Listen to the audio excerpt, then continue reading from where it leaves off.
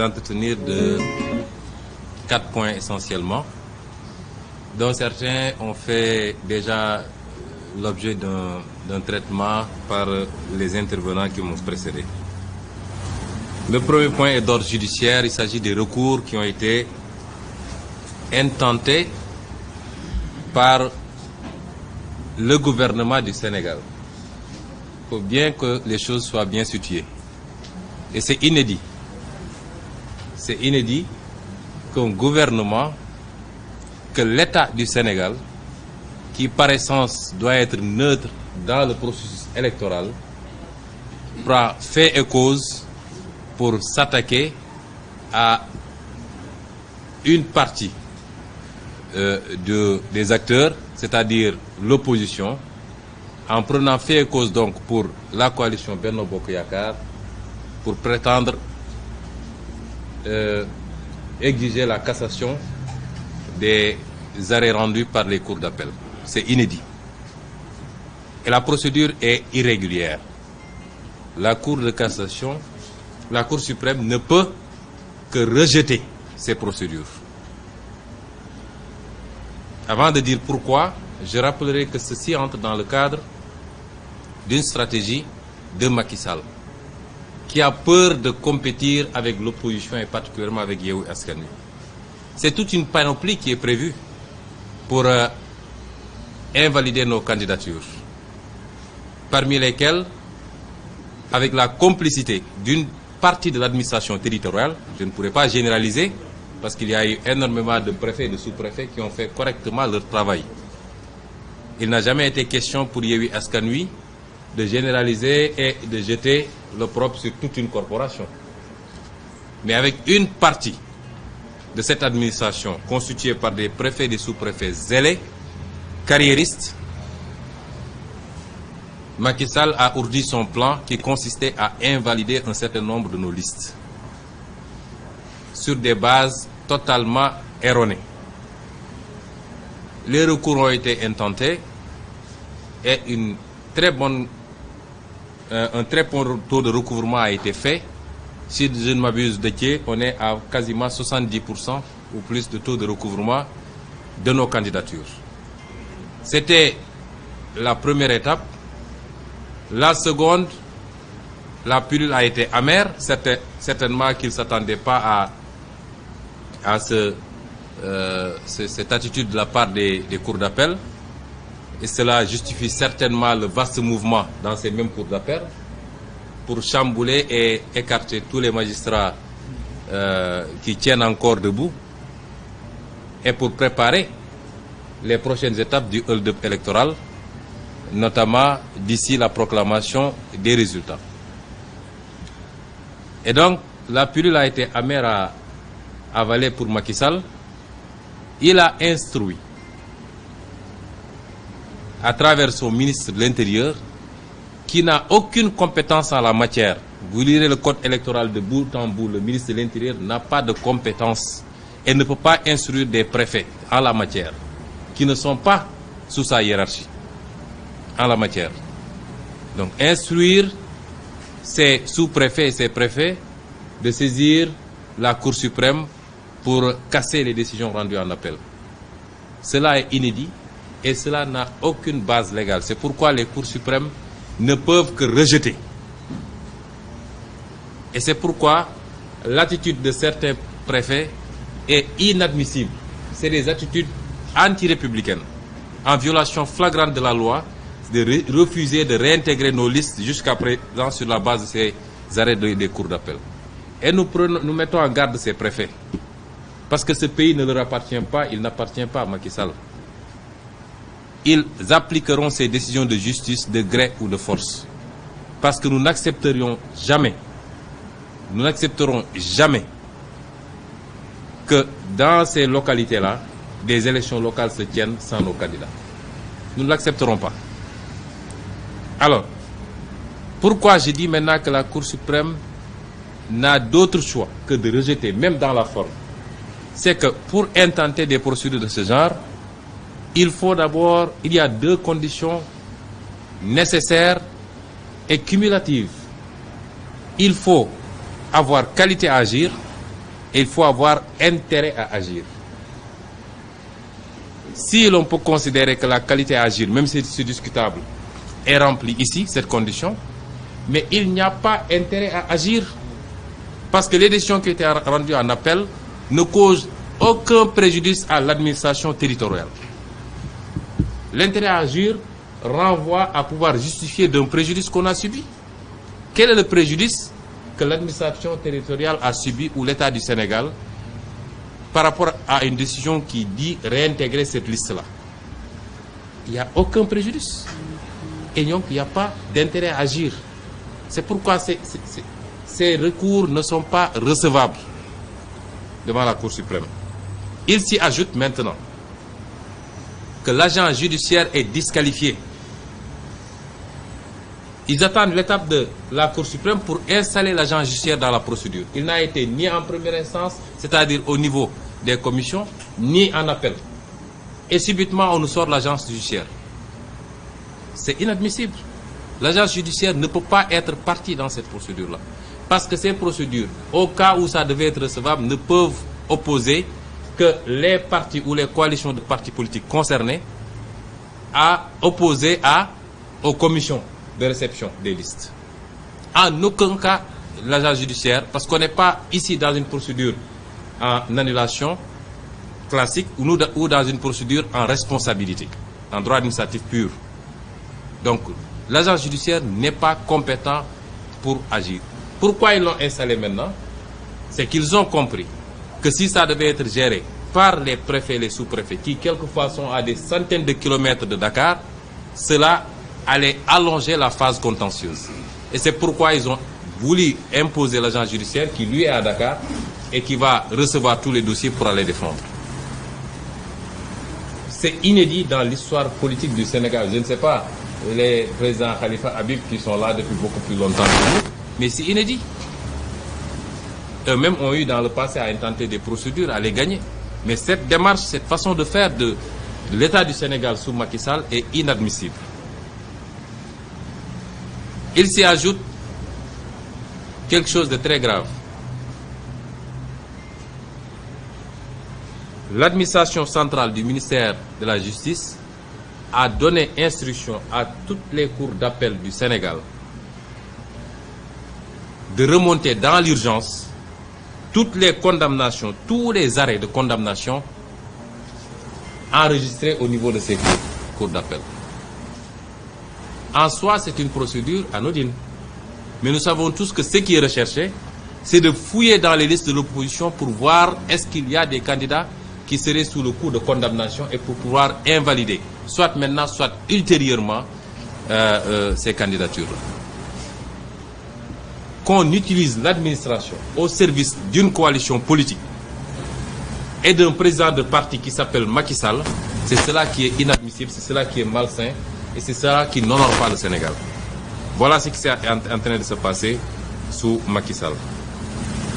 Le deuxième point dont je voulais vous entretenir rapidement, c'est parler au peuple sénégalais sur les enjeux de ces élections. Pourquoi Macky Sall est en train de faire tout ce qu'il est en train de faire? Parce que ces élections ne sont pas des élections locales. Il faut que les gens arrêtent de nous dire que c'est des élections locales, que c'est du mbapat, que c'est une affaire de quartier. Au Sénégal, aujourd'hui, rien n'est local. Dans le monde actuel, rien n'est local. Si on n'a pas la capacité de voir globalement et de comprendre que ce qui se passe localement déteint sur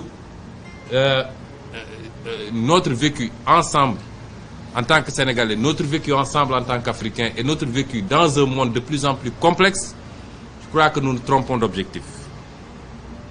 Et c'est pourquoi beaucoup de militants et de militantes, quelquefois de bonne foi, qui ont pensé que c'est une affaire locale et si je ne suis pas investi dans mon parti ou dans ma coalition, je vais voir ailleurs, je crois qu'ils n'ont pas compris les enjeux. Les enjeux transcendent le quartier, la commune, le département, ils transcendent même le Sénégal.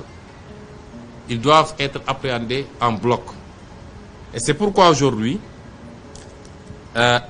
Macky Sall est en train de faire tout ce qu'il est en train de faire. Je lance un appel au peuple sénégalais de comprendre que les enjeux, c'est la spoliation qu'on a vécu les 10 années de règne de Macky Sall, la spoliation de nos ressources halieutiques, les mers ont été vendues à des étrangers et nos pêcheurs ne peuvent plus accéder à la ressource. La spoliation de nos ressources foncières, et dans les jours à venir, je vous en donnerai beaucoup plus. Macky Sall, ce qu'il est en train de faire est extrêmement grave sur le plan foncier. Je vous en donnerai un peu plus. Et c'est pourquoi, comme l'a dit Cheikh Tidiane Youm, ils font focus sur un certain nombre de localités disposant de ressources extraordinaires. Saint-Louis, évidemment, avec le gaz. Et avec tout ce que le beau-frère a pu faire là-bas. Nous y reviendrons. Kédougou, et c'est pourquoi Guirassy en est la victime. Mais dans beaucoup d'autres zones, dans les jours à venir, nous y reviendrons avec toutes les composantes de la société civile qui travaillent sur la question. C'est ça qui est en jeu. Indépendamment de la situation que nous vivons au niveau national. J'avais dit moi-même sur la tribune de l'Assemblée nationale, au lendemain de l'élection présidentielle 2019, et je ne le souhaite pas parce que je suis sénégalais, mais j'avais dit que les Sénégalais vont souffrir les 5 prochaines années. Parce que, comme dit le proverbe, il est très facile de voler un tam-tam, mais beaucoup plus difficile de le frapper quelque part, sans attirer l'attention de celui auprès de qui vous l'avez volé. Et les Sénégalais sont en train de souffrir. La crise multisectorielle que nous vivons découle de cette souffrance des Sénégalais. Malick Gakou l'a dit tout à l'heure, nous apportons tout notre soutien à tous les secteurs en grève. Ce n'est pas seulement les transporteurs. Nous ne faisons pas la récupération politique. Je crois que c'est revenu même un peu trop tard parce que ce que nous déplorons souvent, c'est que les Sénégalais sont beaucoup trop patients et beaucoup trop attentistes. Un transporteur qui va en grève, c'est parce qu'il n'a pas le choix. Parce que le transporteur vit au jour le jour de son travail. Un transporteur qui gare son véhicule pendant 2 jours, il a du mal à honorer sa dépense. Donc c'est parce qu'il n'a pas le choix qu'il va en grève. Il faut qu'on le sache. Le transporteur, ce n'est pas comme le fonctionnaire qui va en grève et qui malgré tout va percevoir son salaire. Le transporteur ne va en grève que parce que ce qu'il vit est devenu insupportable. Et c'est pourquoi nous leur apportons notre soutien. Mais en leur demandant d'aménager un certain nombre de mesures de facilité pour que les gens qui sont malades, pour que les femmes qui doivent accoucher, ainsi de suite, puissent être transportés, acheminés. Mais nous leur apportons tout notre soutien. Cette crise multisectorielle va se prolonger. Je l'avais dit, pour les 5 ans, les 3 ans, les Sénégalais ont souffert. Ça risque d'être pire encore les 2 ans à venir. Parce qu'au plan mondial, avec l'augmentation du prix des hydrocarbures et du fret mondial, nous allons vers une crise du commerce mondial. Le ministre Habib Sy, qui connaît bien ces questions, le président Khalifa Sall, qui a été ministre du Commerce, ils savent de quoi je parle. Tous les produits vont flamber. Ils ont déjà été multipliés par 100, je crois, mais ça va être pire encore. Et c'est ça les enjeux aujourd'hui. Ce n'est pas une histoire de sama quartier, mon quartier, ma commune. Ça va au-delà. Et ce qui va se passer dans ces élections-là va déterminer ce qui va se passer pour les législatives et pour la présidentielle. Il faut que les gens le comprennent. Il faut que le peuple nous aide à le libérer. Il faut que le peuple dise non à certaines pratiques. Vous avez vu depuis quelques jours, hier on nous a annoncé 46 milliards à distribuer aux Sénégalais, à 588 familles. À la veille des élections, ils reprennent les mêmes pratiques. Est-ce que le peuple va accepter ça? 588 000 familles, 46 milliards. La moyenne pour les familles sénégalaises, selon l'ANSD, c'est 8 personnes. C'est moins de 10 000 francs par personne. Qu'est-ce que ça règle fondamentalement? Pas grand-chose. Et pourquoi ils le font maintenant? Parce qu'on est à 1 mois du début de la campagne électorale. Ensuite, on nous dit augmentation de 10% des retraites. Parce qu'il faut faire un clin d'œil aux retraités. Moi, je suis retraité. Oui, c'est vous qui allez en bénéficier. Non, c'est le privé encore. C'est le privé, je pense. Le privé, ah d'accord. Ensuite, on nous annonce l'ouverture tous azimuts de points nano-crédit, soi-disant pour financer les femmes et les jeunes. Et c'est maintenant qu'il faut le faire. Et hier, on nous annonce également 8 milliards pour les Dara. il faut amadouer ce secteur, puisqu'il y a pas mal de malentendus. Il faut les amadouer, 8 milliards pour les Dara. Et c'est les mêmes pratiques. On envoie les premières dames dans la banlieue avec des trucs de distribution de billets. Mais il faut que les Sénégalais démystifient ces pratiques et disent non. Et vous allez voir les prochains jours le réveil de tous les voleurs de la République. Tous ceux qui y ont pillé et repillé les caisses de l'État, qui sont multimilliardaires aujourd'hui. Vous allez les voir essaimer les rues de Dakar et des régions pour dire qu'ils appuient des candidats pour distribuer des billets. Il faut que les Sénégalais nous aident à les aider. Oui, délivrer le peuple. Oui, mais on ne peut pas délivrer un peuple qui ne veut pas se délivrer lui-même. Et c'est ça qui est en jeu aujourd'hui. Cheikh Tidiane a abordé la question de la Sénat, mais il y a aussi la question du CNRA qu'on doit aborder. Il est temps que la RTS, que les gens de la RTS comprennent que c'est un média public financé par le budget des Sénégalais. Pourquoi l'opposition ne peut jamais accéder à ce médium? Vous ne les verrez jamais couvrir une activité de l'opposition. Est-ce qu'il y a un représentant de la RTS ici? Pourquoi? Et si c'est Benno Bokk Yakaar ou Macky Sall, ils sont là-bas. Au nom de quoi? Il faut que ça cesse. C'est nous qui finançons la RTS. Et la charte est très claire. La RTS doit couvrir les activités de toute l'opposition. Et doit même avoir des émissions plurielles. Il y a même une émission qui s'appelle Pluriel. Où ils doivent inviter l'opposition. Vous ne verrez Ousmane Sonko à la RTS que pendant la campagne électorale. Est-ce que c'est normal? Et tous les jours, ils nous bassinent du matin au soir de Macky Sall ceci, Macky Sall cela. Et ensuite, comment on peut dire que les journalistes qui sont politiquement engagés, qui sont candidats, n'ont plus le droit de présenter des émissions et la RTS est dirigée aujourd'hui par un candidat? Est-ce que ça c'est normal? Ces questions, nous allons les poser et il est temps que cela cesse parce que ça a assez duré. Le quatrième point, ou le troisième point dont je voulais vous entretenir, Déthié a parlé de la plainte contre l'escroc. L'escroc qui s'appelle Djibril Ngom. Mais on ne peut pas laisser son mentor, qui est Macky Sall. Parce que ce qui s'est passé a prouvé que de bout en bout, c'est Macky Sall qui est derrière. Et ça, en le faisant, il a trahi son serment, mais en le recevant au palais, il a sué l'institution présidentielle. Et c'est pourquoi nous avons considéré, nous, que nous ne pouvons pas laisser passer. Nous allons saisir l'Assemblée nationale pour que Macky Sall soit attrait devant la haute cour de justice pour haute trahison. Parce que ce qu'il a fait, c'est de la haute trahison. Il a sué l'institution et la fonction. Et il a trahi son serment. Mais avant, nous allons lancer dès demain une pétition auprès de tous les Sénégalais. Pour que les Sénégalais signent la pétition. Et à l'issue de cette signature de pétition, nous saisirons officiellement l'Assemblée nationale.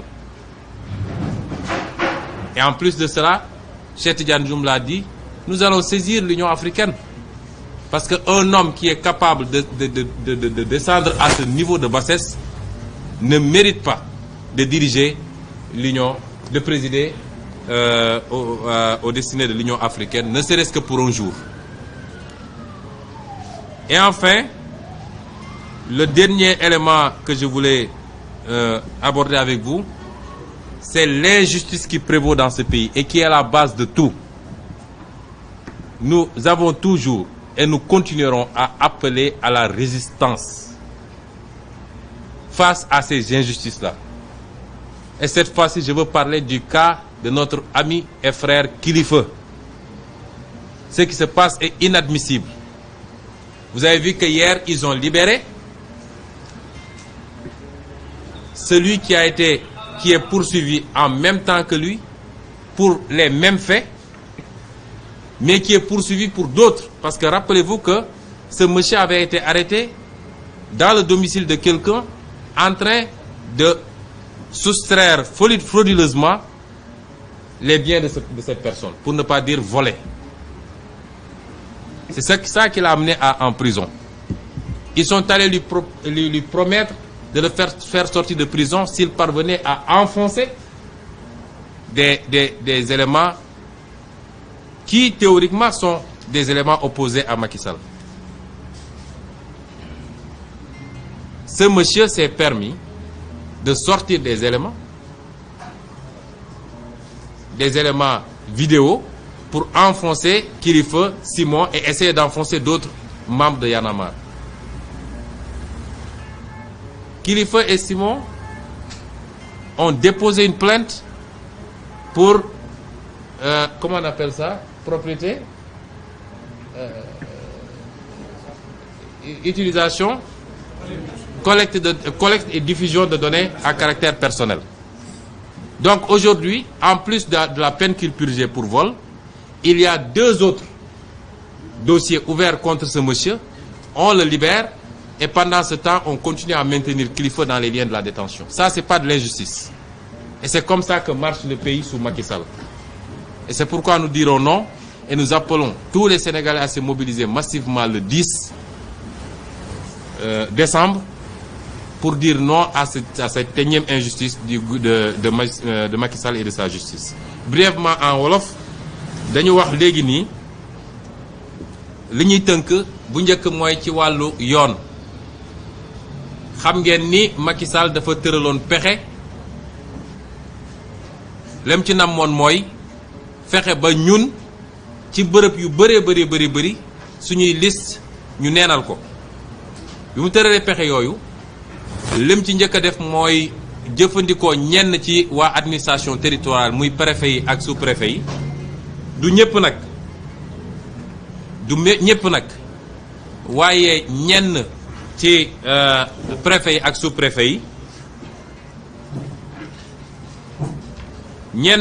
yi ak sous-préfet yi mu jaar ci ñooñu daal di def seeni njuuj njaaj fexe ba lenn ci suñuy liste ñu daal koy neenal bi loolu amee Déthié Fall ak ñi muy liggéeyal ci suñu commission électorale def ci liggéey bu mucc ayib daal di déposer ay recours suñuy avocat daj ci lu nekk nag ñu leen di jaajëfal ndax daj nañ ci lu bëri te laajuñu ci koppar lu ne ñu daj ko ci ba yàlla may ñu ci nii téeméer yi boo jël ci liste yi ñu xam ne neenaloon nañ ko juróom-ñaar fukk yi delloo nañ ñu ko loolu nag métti trop Macky Sall trop moom ak nguuram ñu def loo xam ne guléet mooy ñoom ñu daal di digal préfet yi ak sous-préfet yi ne leen dem leen cour suprême li nga xam ne cour d'appel yi def nañ ko ba ne liste yi nañ ko delloo seeni borom ba ñooñu mën a jàmmaarloo comme ñëpp ci élection yi loolu na ngeen dem cour suprême pour cour suprême neenal ko ci jamono jooju la ñu toll ñuy wax nag ni lii lu doy waar la parce que tey état li ñuy wax état nga xam ne moom bokkul ci élection bi moom mooy ñëw di xëccoog opposition bi te état boobu li na ci gannaaw mooy Benno Bokk Yaakaar ak APR loolu kenn mosoo gis Sénégal ñi wax nag ni Cour suprême la ñuy xaar ci moom mooy li tubaab naan irrecevabilité mooy suñ la ñëwee 10 ab problème yow en tant que attekat ci ñaari charte nga koy xoolee da ngay njëkk a xool ndax lii lu ma mën a atte la est-ce que lu ma mën a nangu atte la loolu la ñuy wax la forme ci tubaab bu dee mën nga koo nangu atte parce que yoon wax na ko nga doog a xool nag li ci biir càmbar ko ñun dañu jàpp ni warul weesu étape boobu parce que Cour suprême warul mun a atte lii ndax ñi dem déposer ci Cour suprême yelloowuñu pour def ko su dee Malick Gakou la ñu sàcc Ousmane Sonko mënul déposer plainte Malick Gakou rek moo mën a déposer plainte lii diggante commission yi doon jot plainte candidature yi la ak parti politique yi du diggante nguuru Sénégal ak parti politique yi loolu mooy benn ñaareel bi ñu ne dinañu wax tuuti ci li nga xam ne mooy solos élection yi loolu nag askan wi la ñuy waxal ndax li ñu bëgg a xamal askan wi mooy ñun ñiy toog fii yàlla mi ñu tiim xam na ni soxlawuñu dara ci politique dara bu doon loolu am nañ ko bu yàgg yomb nañu li gars yi di def ba ñu woo leen di leen jox ay milliards suñ ko defoon ñu jox ñu lu ëpp loolu kon loolu dugaluñu ci politique salaire politique sax soxlawuñ ko politique gii dañ ciy jaamu yàlla liy defar askan wi ndax bu baaxee suñu njaboot la baaxal bu baaxee Sénégal yëpp la baaxal amul ci waaso bi laa bokk amul ci xeet bi laa bokk amul ci diine gi laa bokk amul bu baaxee ñun ñëpp la baaxal loolu la ñu tax a jug ci politique moo tax ñu ne bi ñu jógee ñun dañu ne dañoo jóg ngir yeewi askan wi parce que nag ku ñeme dëgg tuuti rek di nga nangu ni askan wi jaaxle na ba fu jaaxle yam foo laal mu métti waaye nag yàlla béy sa tool ñun li ñu mën rek la ñuy def waaye askan wi moo ñu war a jàppale askan wi moo war a gëstu boppam gëstuñu ñu nit ñu gën a am motivation ñu gën a am cawarte ci li ñu nekk ñun ñëpp ñu ànd yeewi réew mi loolu la ñuy ñaan askan wi moo tax ñu bëgg askan wi xam ni élection yi du élection gox-goxaat ku leen ko wax daf leen nax élection yi du élection wu Sikicoor wala Ndar wala Padois wala Matam déedéet élection yi weesu na loolu boo gisee Macky Sall mu jaral ko lii lépp mooy bàyyiwul de xalaatul bàyyi ndax li mu def xam na ko ak li mu digleek ay nit fii ci biir réew mi waaye surtout waa bitim réew ci li nga xam ne suñu alalu réew la moom xam na loolu moo tax su bëggoon bàyyi sax ñooñu ñoo koy njëkk ne doo bàyyi loolu mooy dëgg ji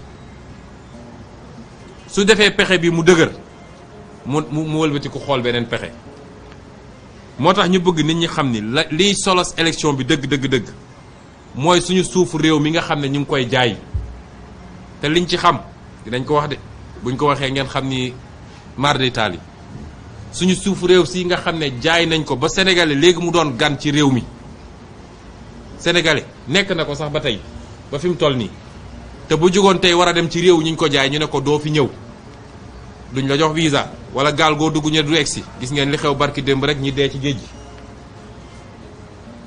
ba pare ñëw suñu réew ñu tayle ko ñun ñu nangu ko lii solos élection bi mooy lii nga xam ne yàlla may nañu ko ci richesse ci koom-koom muy géej gi nga xam ne yàlla def na fi macha allah tubarkalla lu ne ci jën ak lu demee noonu te tey suñu mool yi mënuñu am géej ndax jaay nañu géej gi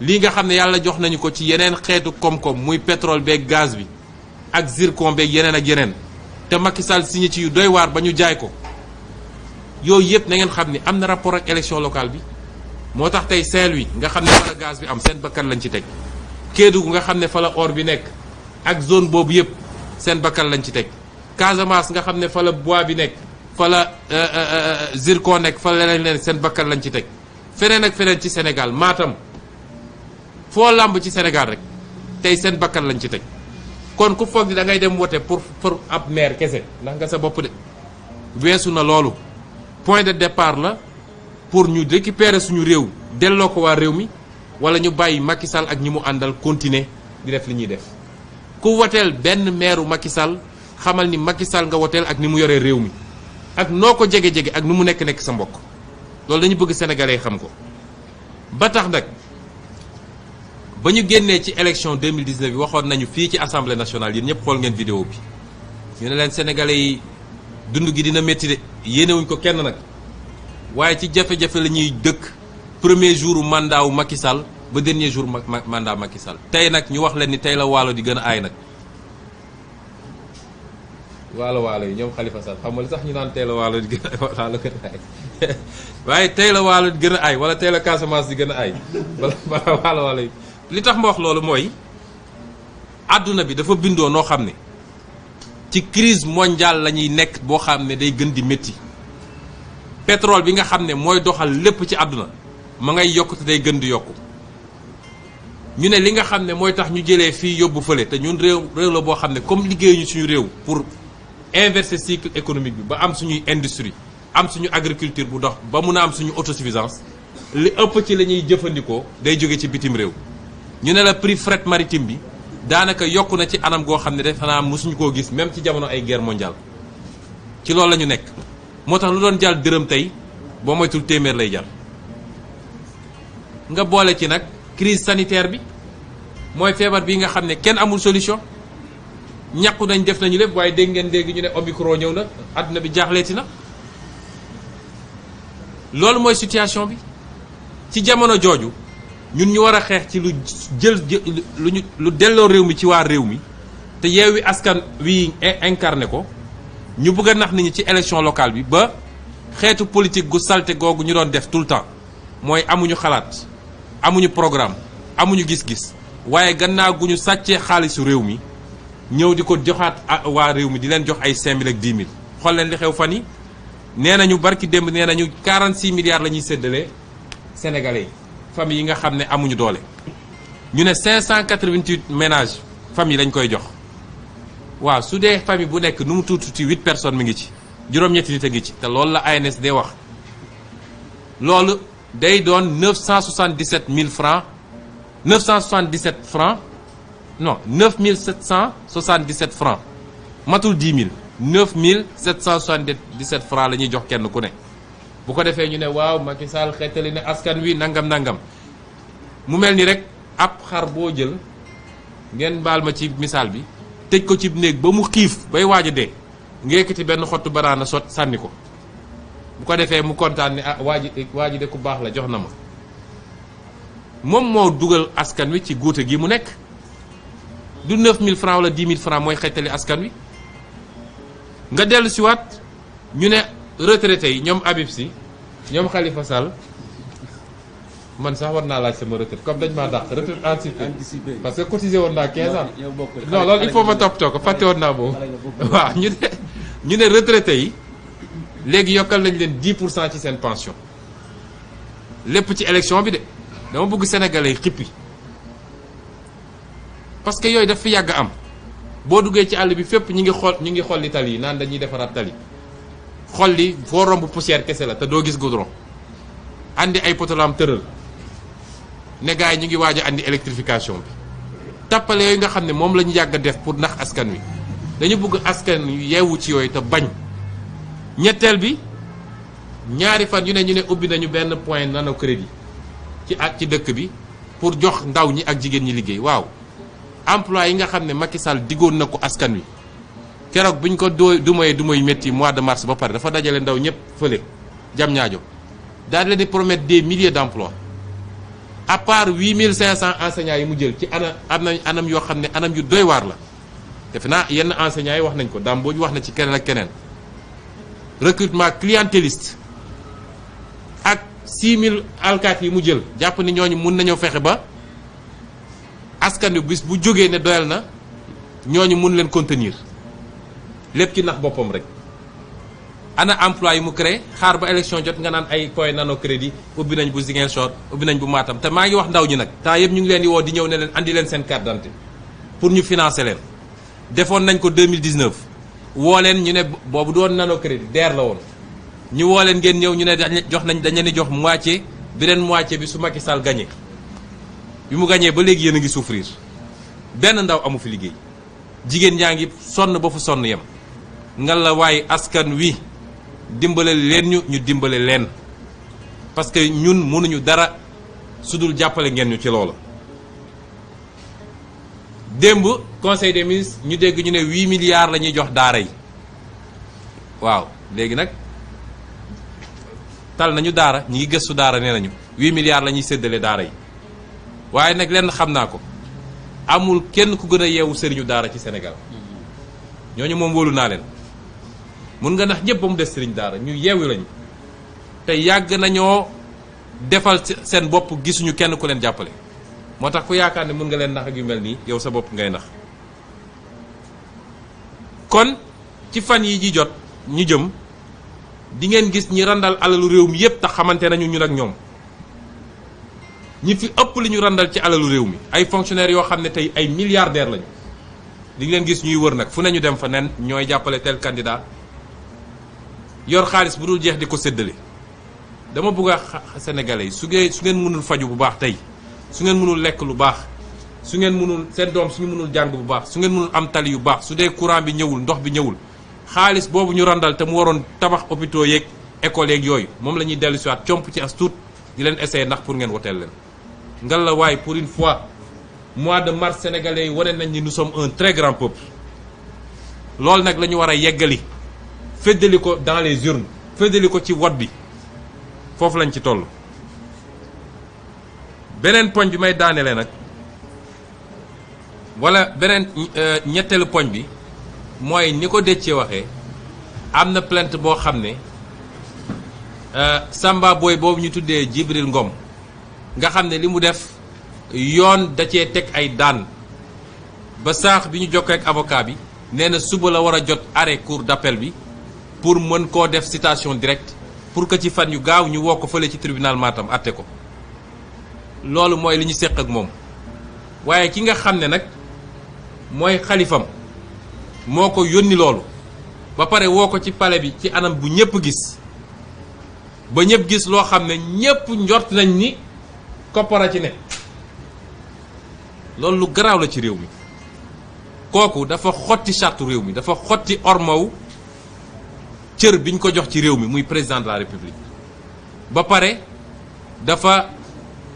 dafa neenal li nga xam ne mooy suñu institution bi nga xam ne mooy présidence de la république moo tax ñu ne ñun Yewwi Askan mënuñu koo bàyyi noonu la ñuy def nag mooy dinañu lancer pétition ñu ñaan Sénégalais yëpp nañu signer pétition boobu li tax ñu koy lancer mooy pour que ñu saisir Assemblée nationale d'une demande de mise en accusation parce que xam ngeen ni président de la république dañ koo jox arme boo xam ne nee nañ ko yow bokkoo kenn parce que lañ la sas ni mu toll moo tax bokkoo kenn ba tax doo bokk ak nit ñi fooy jaar wala sooy bokk ak nit ñi fooy jaar dañuy arrêté ñëpp yow nga jàll doo bokk ak nit ñi ñoo tukkee ba dañ lay utal sax avion booy dugg yow dong leneen ak leneen ñu jox ko sa njaboot sax dañ leen di jox sécurité yow xamoo lu ceeb di jar xamoo lu diwlin di jar xamoo lu courant di jar lépp dañ la koy fayal waaye nag dafa am lu mu àndal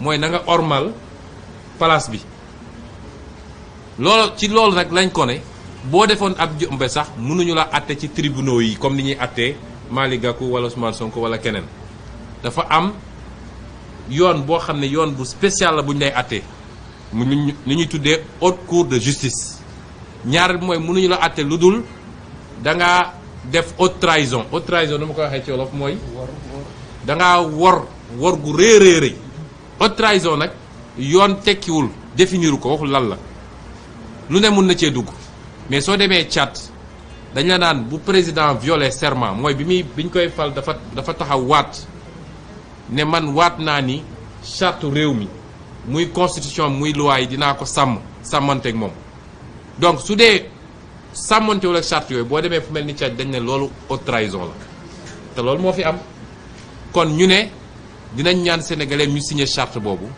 gannaaw bu ñu ko signé nag pétition bi du moins bu ñu ko signé ba dajale ko dinañ ko def en ligne waaye dinañu am suñuy ndaw yuy wër yor ko dem fépp ci gare routière yi ci marché yi fu ne ñu signé ko bu ñu ko signé ba noppi dinañ saisir assemblée nationale ne leen Macky Sall dafa def haute trahison dañu bëgg ngeen def une procédure de mise en accusation fa may daanelee nag mooy ñàkk yemale ak ñàkk tollale bi am ci dëkk bi il faut mu jeex gis ngeen kaawu kilifa gannaaw bañ ko piégé parce que dossier bi poursuite sax waru ci yoon am yónni ay nit ñu yor ay caméra di enregistrer ay nit loo xam ne ci biir oto ci biir nekk et cetera waaye ñu piégé ko ba jàpp ko ba tey ñu ngi koy teg lu méttee métti moom ak njabootam li gën a yéeme mooy ki nga xam ne mooy ndeyu mbill gi ndax ñoom ñaar ñoo bokk li ñu leen doon toppee moo wax ni kooku ñetti mbir lañ ko doon toppee kilifa benn bu njëkk dañ koo jàpp ci kër jàmbur mu doon sàcc ñu yóbbu ko tëj ko ñoom ñu jaar foofu dem ne ko boo ñu joxee lu ñu mën a jàppee kilifa ak Simon ak waa Y'en a marre ñu bala mu génne ay enregistrement yoo xam ne moom la ñu toppee ñoom kilifa déposer plainte muy ñaareel bu nga xam ne parce que loolu moo gën a garaw collecte ak publication de données à caractère personnel soo demee ci loi bi ko régir moo gën a garaaw foofu parce que minimum 10 ans d'emprisonnement la loolu crime la muy ñaareel bi ñu ko toppee ñetteel bi muy ñu ngi koy toppee nag li ñu toppee kilifa ne ñoom dañ doon ñu jàcc ay passeport kooku nga mun koo bàyyi mu génn dem tànk toog ak njabootam kilifa nga continuer ko téye ci kaso bi est-ce que loolu jaadu na. loolu mooy li ñuy wax toujours sénégalais yi suñuy woote jàmm ñun nitu jàmm lañu mais lii bokk na ci li yokk fitna ci réew parce que koo fi jàpp di ko toroxal dafa bokk afa am fu mu bokk am ay am di jàmm am ay xarit te ñooñu du leen neex nga jël yow say nit làq leen ñi doon trafiquer ay faux billets ñu jàpp leen flagrant délit nga bàyyi leen ñu dem ñi nga xam ne corps de contrôle yi jàpp nañ leen ñu détourné ay milliards nga bàyyi leen ñu dem ba pare jàpp ay nit parce que d'accord ñoo ak yow rek ku ci faqastalu sax nga jël dugal ci kaso bi loolu du yoon te ñu ngi woo sénégalais ñu mobiliser wu le 10 prochain mobilisation exceptionnelle pour dénoncer injustice yooyu nga xam ne ñu ngi koy jaaral ci li nga xam ne moo waroon yemale ñëpp muy justice ñu ngi leen di gërëm di leen sant asalaamaaleykum di wax nag ni fàtte woon naa ko wax ci version française bi suñu mbokk pur yii gannaaw li amoon Tambacounda yéen ñëpp ngeen gis ko te loolu sorewul wala wutewul ak li xew ci kaaw Barthélémy Dias fii kenn du fi nangu ay nit song la yor ay gànnaay nga jox leen sa bopp ñu rey la nga dem toog yow rek ay ñàkk ak sa njaboot boo défendre sa bopp nag bu doon li gaañu wala li faatu si yow la jóge ñu suul dossier bi ñun assassiné nañ suñuy militant ba léegi kenn waxu ci waaye bu dee si ñeneen ñi la jóge ñu jàpp la ne dañuy tëj tey ñu ngi jàpp nit militant wu PUR tëj ko 15 ans bi mu ne day def appel ñu ne nañu corser dossier bi daal di demander perpétuité mooy menaces yooyu ñuy def ci nit ñi boo defee appel ñu corser dossier bi yooyu bokk na ci injustice yi am ci réew mi te il faut ñu dénoncer ko il faut ñu wax ko te Yewwi Askan Wi dootu ko nangu Yewwi Askan Wi dootul nangu leader de l'opposition war a nekk nag fu mu nekk ci dëkk bi di gëstu fu mu nekk ci dëkk bi di tiit loolu jeex na duñu ay délinquants duñu ay criminels comploté wuñu mais on est des citoyens et nous avons le droit de dire que nous nous opposons parce que constitution moo ñu ko may dootuñu nangu yenn yi ñu ngi leen di gërëm leen sant. waaw li ma wax ci RTS parce que dañoo wax léegi bu CNRA ma wax ko ci RTS sénégalais ñoo ko moom xam ngeen ñi fi nekk